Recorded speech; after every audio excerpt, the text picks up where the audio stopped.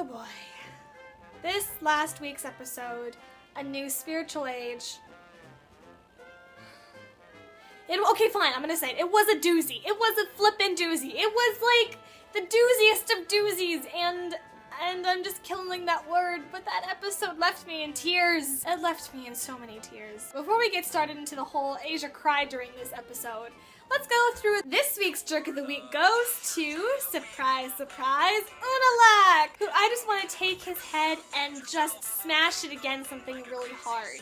Make sure every bone in his body is broken, basically. That's just what I want to do. I just want to see him suffer and killed and maimed and dead. And you know, I'm not gonna care what flippin' backstory he's got. Mike and Brian are probably gonna make us sympathize with him, be like, oh, he's doing this because this is what he needs to do, and he believes in this. No, I'm not gonna fall for any of that crap, because honestly, he is like I just want to smash his face and make him hurt and know what I feel. Yeah, that's the Jerk of the Week. That is the Jerk of the Week. No, you tried Star for Anybody. That means they actually did a really good job. Yay! Yay, this episode. All right, let's get down to the nitty-gritty of it all. I'm just gonna come out and say that I cried through this episode. And it's not the funny, oh my god, you cried? That is so stupid. Oh my god, you cried. No. It was the serious, legit tears of sobbing, joyful and pain from my heart. And I don't know what was going on with my emotions, but I cried. I cried. Reason number one. Iroh. General Iroh. The first Iroh. Iroh, the Dragon of the West. General Iroh. Uncle Iroh! I had no clue. I had no idea that he was gonna come into this episode. I did not even see anything. Yes, it was sad that he died, but it was great to see him interacting with Korra. I loved it. I felt like she really needed not just a spiritual mentor, but someone to help her along her way. She needed a kind soul like Iroh's to guide her through whatever mess she's going through right now. Reason number two that Asia cried was because of the whole Jinora thing that happened. It was great to see Jinora. We got to see her become a little side character to a main character who has her plot, who has a story, who has a reason to be in this cartoon. It was awesome that she got to go to Wan Shitong's library. That was fantastic. What made me cry about Jinora was because of how freaking Unalak used her and then claimed that Tenzin was a bad dad. Okay, Unalak, you know what? You're a bad father. You know why?